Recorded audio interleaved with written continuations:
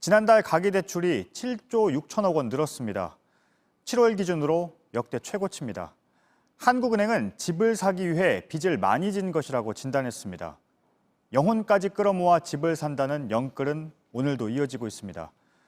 그리고 이렇게 어떻게든 집을 사려는 사람들은 대부분 30, 40대, 그러니까 3040입니다.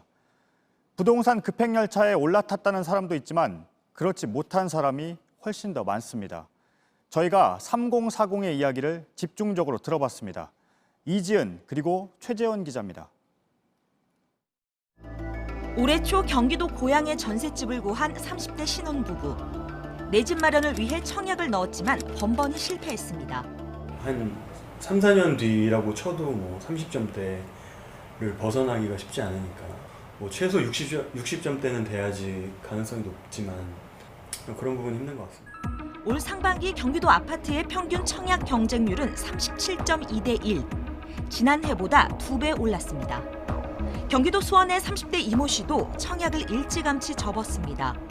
서울로 나가보려고도 했지만 여의치 않았습니다. 서울에 살고 싶다? 그럼 일단 서울에 어떻게든 들어가서 살아야 되는 거예요. 거주지 1년 이상, 2년 이상 너무 비싸구나. 이거 그러니까 보조 최소 금액 보고 경기도에서는 제가 25평까지는 들어갈 수 있는데 서울에 보니까 10몇 평밖에 안 되더라. 근데 집값이 계속 오르니까 오르고 소득이 못 따라가니까. 이번 정부 들어 서울 아파트 중위 가격은 53% 급등한 반면 월 평균 소득은 16% 오르는 데 그쳤습니다. 이제 한번 서울에서 빠져나오면 다시 재입성하기가 거의 불가능하다. 아파트에서 빌라로 더 외곽으로 이렇게 갈 수밖에 없는 아마 그런 분들이 많이 계실 것 같아요. 실제 30, 40대 가구주가 서울로 전입하는 건 점점 어려워지고 있습니다. 경기도 파주에서 서울 직장까지 출퇴근하는 40대 김모 씨도 서울살이를 포기했습니다. 4년 전 살던 서울 아파트와 현재 사는 아파트의 당시 매매가는 거의 비슷했는데 지금은 2배나 벌어졌습니다.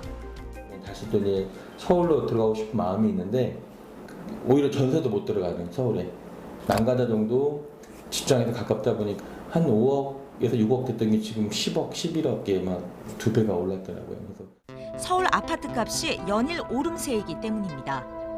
특히 서울의 전세가는 58주 연속 상승하고 있습니다. 주거비 부담 탓에 주택담보대출도 포기했습니다. 네, 이 은행, 저 은행 이제 대출을 내가 앞으로 얼마를 더 받을 수 있을까? 제가 다 끌어모은다 하더라도 턱없이 부족하겠죠. 다음 생에도 빚 갚고 있지 않을까 싶은데요.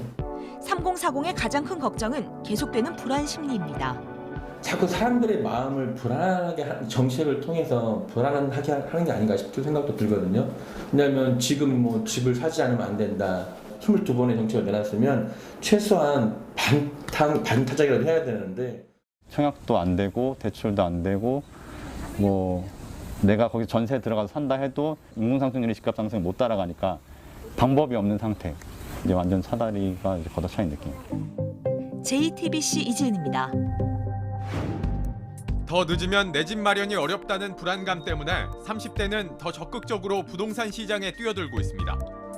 올해 상반기 서울에서 아파트를 산 사람 30대가 가장 많았습니다. 새 집주인 10명 가운데 3명이 30대였습니다. 영혼까지 끌어모아 집주인이 됐다면 그래도 부러움의 대상입니다. 33살 전모 씨, 4년 전 송파에서 전세살이를 시작했습니다. 아내와 맞벌이를 하며 차곡차곡 모으면 언젠가 내 집이 생길 거라 기대했지만 지금은 아닙니다. 한 12, 13년 만에 하나도 포기를 안 하고 월급을 다 모아서 살 수 있었을 정도의 아파트가 이제는 20년이 돼버릴 정도 이제는 기회가 없을 것 같다라는 생각이. 내 집 마련은 온 가족의 걱정거리가 됐습니다. 와이프랑 굉장히 많이 싸웠던 것 같아요. 우리가 꼭 여기 있었어야만 했나? 다른 데 샀으면 안 됐나? 시골에 계시는 부모님 자체가 그렇죠. 굉장히 미안해하세요. 36살 정모 씨도 내 집 마련 기회를 놓쳤다고 자책합니다. 4년 전 전세살이를 시작했던 신혼집이 이제는 엄두도 못 낼 만큼 올랐습니다. 그때 몇천 더 주고 샀으면 그게 제가 나올 때 거의 7억에서 8억 정도 됐었으니까요. 2배 이상 올랐거든요. 올라갈 수 있는 사다리나 계단이 될 수 있었는데 그걸 놓친 게 아닌가. 정 씨는 3번째 전셋집을 찾아야 하는 상황입니다. 이제 계약을 연장하지 않겠다고 하신 상황이고요. 또 다른 전세를 알아보고 있는데 전세 물량도 많이 줄었고 무엇보다 가격이 너무 많이 올라서 이들은 아무리 찾아봐도 이제는 내 집 마련의 방법이 보이지 않는다고 했습니다. JTBC 최재원입니다. 취재기자와 좀 더 얘기를 나눠보겠습니다. 탐사기획팀의 이세누리 기자가 나와 있습니다. 이 기자, 왜 3040의 이야기를 들어봤는지부터 설명해 주시죠. 네, 먼저 이 통계를 보시겠습니다. 예.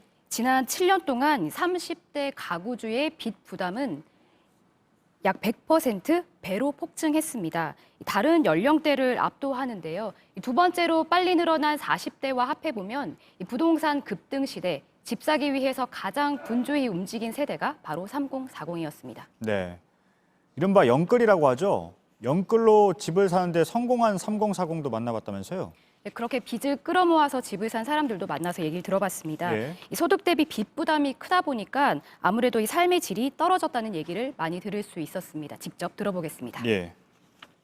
소비할 수 있는 여력이 점점 줄어들게 되다 보니까 아무래도 예전에 비해서 지금은 조금 더 생활이 팍팍해지지 않았나? 예. 정부의 부동산 대책에 대해서도 할 말이 많았을 것 같은데요. 어떤 말들을 했습니까? 그렇습니다. 이 처한 상황들이 다 다르다 보니까 온도차는 좀 있었지만요. 예. 이렇게 오래된 노후 아파트 개발을 촉진해서 공급을 늘리거나 또 교육이나 교통 이런 인프라를 동반한 공급이 필요하다는 목소리도 나왔습니다. 이어서 들어보겠습니다. 사람들의 의견은 교통 좀을 해결해달라. 왜냐하면 제가 퇴근할 때도 퇴근 시간대에 버스를 한 2-3대를 보내야 돼요. 예, 또 대출 규제가 너무 세져서 진짜 집이 필요한 무주택자가 자금 마련할 기회가 사라졌다는 지적도 있었습니다. 한 단계씩 올라갈 수 있는 사다리를 걷어차였다는 겁니다. 네. 근데 정부가 내놓은 대책은 결국은 집값을 안정시키기 위해서잖아요. 여기에 대해서는 어떤 말을 합니까? 이 정부의 기대와는 좀 달랐습니다. 예. 이들은 이 분노와 허탈감을 많이 얘기를 했었었는데요. 이 정부가 6, 7월 연거푸 대책을 내놓았는데 오늘 발표를 보면 지난달 대출이 더 크게 늘었잖아요.